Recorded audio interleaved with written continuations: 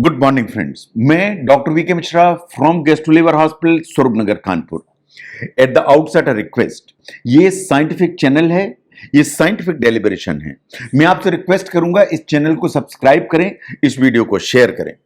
आज मैं बात करूंगा कि आपको किस तरह का कार्बोहाइड्रेट या किस टाइप का कार्बोहाइड्रेट वास्तव में खाने की आदत डालनी चाहिए। कौन सा कार्बोहाइड्रेट ऐसा है जो आपके लिए सेफ है, आपके लिए अच्छा है।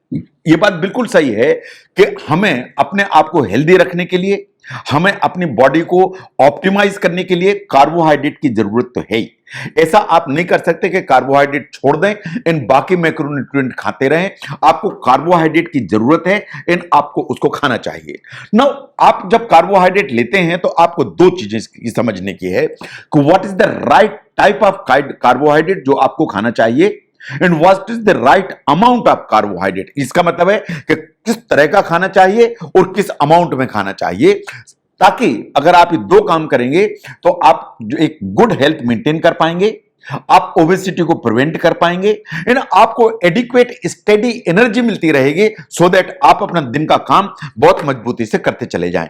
नो, जब आप ग्रेन्स खाते हैं, जब आप अन्न खाते हैं, जब आप होल ग्रेन्स खाते हैं, तो आपको समझने की जरूरत है कि आपको होल ग्रेन ही खाना है, आपको रिफाइंड ग्रेन से दूर रहना है। जो होल ग्रेन्स हैं वो आपके लिए सबसे अच्छे हैं। होल ग्रेन्स कौन से हैं जो आपको यूज करने चाहिए? आपको होल व्हीट ब्रेड इस्तेमाल करना चाहिए।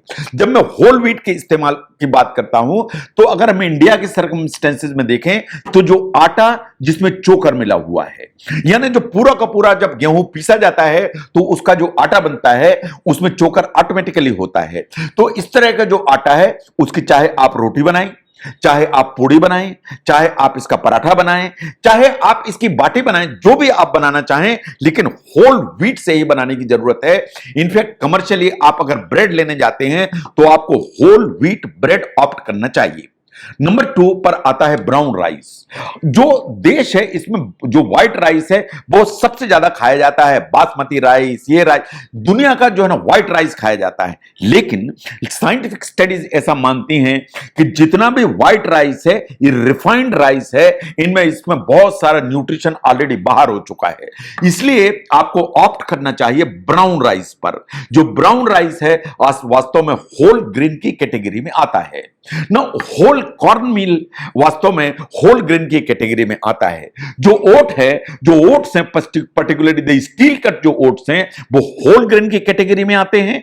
इनको आपको इस्तेमाल करना चाहिए। तो अगर हम होल ग्रेन की बात करें तो होल व्हीट जो है से बनी हुई चीजें they are the fine for you. जो ब्राउन राइस है वो आपके लिए अच्छा है, जो होल कॉर्न मील आपके लिए अच्छा है।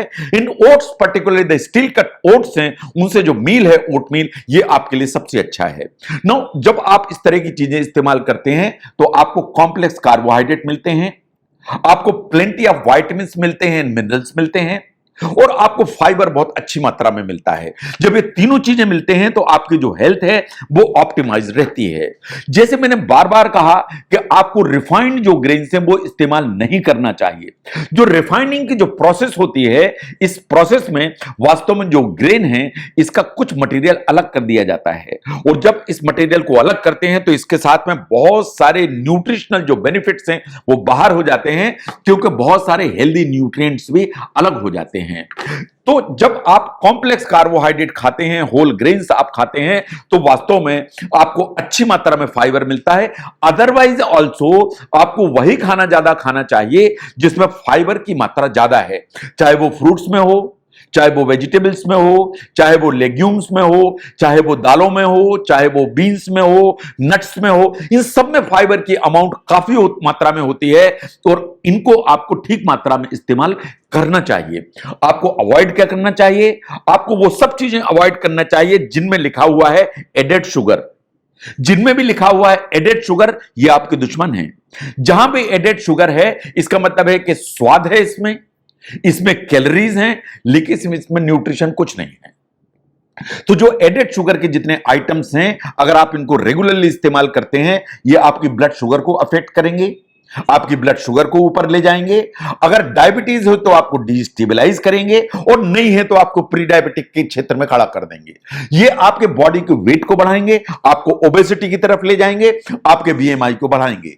तो इसलिए आपको हैबिट डालना चाहिए कि आप लेबल पढ़ें और जहां भी एडेड शुगर लिखा हुआ है उसको अलग करें। Now look at amount of carbohydrate, के आपको कितना कार्बोहाइड्रेट लेना चाहिए, यह हमेशा एक क्वेश्चन पूछा जाता है। लेकिन यह बात सही है कि ऐसा कोई एग्जैक्ट नंबर नहीं है जो हर आदमी के लिए एक जैसा हो। No one size fits all, in the sense that हर आदमी के लिए जो अमाउंट ऑफ कार्बोहाइड्रेट जो उसे लेना है वो अलग है। आपकी एज कितनी है, जो कार्बोहाइड्रेट कितने खाना चाहिए इस पर डिपेंड करेगा। आपका सेक्स क्या है, आप मेल हैं कि फीमेल, अमाउंट कितनी लेने चाहिए इस पर डिपेंड करेगा। आपकी ओवरऑल हेल्थ कैसी है, कहीं आपको डायबिटीज तो नहीं है, हार्ट की बीमारी तो नहीं है, ब्लड प्रेशर तो नहीं है, आप ओबीज तो नहीं है, तो आपको कितने कार्ब लेना चाहिए वो इस पे डिपेंड करेगा। आपका एक्टिविटी का लेवल कैसा है, आप दिन भर बैठे रहते हैं, सीडेंटरी लाइफस्टाइल है, आप एथलीट हैं, रोज दौड़ते हैं, तो आपको कितने कार्ब लेना चाहिए वो इस पे डिपेंड करेगा। आप मोटे हैं, आप वेट लॉस कम करना चाहते हैं, या आप पतले हैं, आप वेट गेन करना चाहते हैं, तो कितने कार्ब लेना चाहते हैं वो इस पर भी डिपेंडेंट है। तो इसलिए कार्बोहाइड्रेट की अमाउंट यूनिफॉर्म हर आदमी के लिए एक जैसी नहीं हो सकती। ये डिपेंड करेगी आपकी एज, आपका सेक्स, आपकी ओवरऑल हेल्थ, आपका एक्टिविटी का लेवल, एंड आप कहीं अपना वजन कम या ज्यादा तो नहीं करना चाहते। लेकिन ऑन एन एवरेज इस फैक्ट को समझने की जरूरत है कि आपकी जो भी टोटल कैलोरीज हैं जो आप दिन भर में कंज्यूम करते हैं, साइंस ऐसा मानती है कि जो कार्बोहाइड्रेट्स हैं वो 45 से 65% उसका जो ना एक वो होना चाहिए प्रोपोर्शन, कि अगर आप 100 कैलोरीज खाते हैं तो 45 टू 65 जो कैलोरीज हैं वो कार्बोहाइड्रेट से आनी चाहिए, बाकी कैलोरीज आपकी फैट एंड प्रोटीन से आनी चाहिए। तो जो प्रोपोर्शन कार्बोहाइड्रेट का है आपकी टोटल कैलोरीज में वो 45 से 65 के बीच का होना चाहिए। साइंस ऐसा मानती है कि अगर आप 2000 किलो कैलोरीज रोज खाते हैं, 2000 किलो कैलोरीज अगर आप रोज खाते हैं, तो आपको ऑन एन एवरेज कार्बोहाइड्रेट चाहिए 275 ग्राम। तो इतना कार्बोहाइड्रेट आपको लेने की जरूरत है। इस सच्चाई को आपको समझने की जरूरत है। एक्चुअली आपको कितना कार्बोहाइड्रेट खाना चाहिए, उसकी काउंट कितना होना चाहिए, कितनी कैलोरी आपको कंज्यूम करना चाहिए, आपकी बॉडी वेट के हिसाब से आपको वास्तव में 1, 2, 3 विजिट अपने डाइटिशियंस को जरूर करना चाहिए, सो दैट आपकी जो डाइट है एक बार प्लान की जा सके। नाउ बहुत लोग ऐसे हैं जो वजन कम करने के लिए लो कार्बोहाइड्रेट डाइट पर जाते हैं। जो लो कार्ब डाइट है उसको ध्यान से देखिए। जैसा मैंने कहा कि on an average 275 gram carbohydrate recommended हैं, लेकिन जब आप लो कार्ब डाइट पर जाते हैं तो जो कार्बोहाइड्रेट हैं वो 25 से 150 ग्राम या 25 से 150 ग्राम के बीच में कर दिए जाते हैं। इतना कम कर दिया जाता है। ये जो इस तरह की जो डाइट जिसमें आप 100-150 ग्राम तक भी कार्बोहाइड्रेट लेते हैं, ये एकदम सेफ है, इसमें कोई प्रॉब्लम नहीं है। लेकिन फिर भी चालू करने के पहले एक बार अपने डॉक्टर, अपने डाइटिशियन से बात कर लीजिए। यह बात सही है कि जब आप लो कार्बोहाइड्रेट डाइट पर जाते हैं तो एक प्रॉब्लम तो होती है।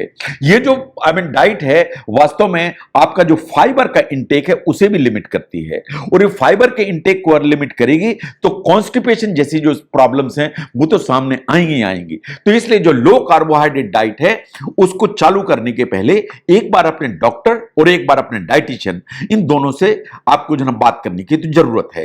तो जो लो कार्ब डाइट है वो रिकमेंडेड है, बट इन डिसएडवांटेजेस के साथ में। तो कार्बोहाइड्रेट जो डाइट है या कार्बोहाइड्रेट आपको कौन से लेने चाहिए और कितने लेने चाहिए, तो कितने कार्ब आपके लिए जरूरी हैं, इसको समझने में अगर ये वीडियो हेल्प करता है तो जरूर शेयर करें। मैं doctor V K Mishra from gastro liver hospital, Swaroop Nagar, Kanpur. Thank you very much.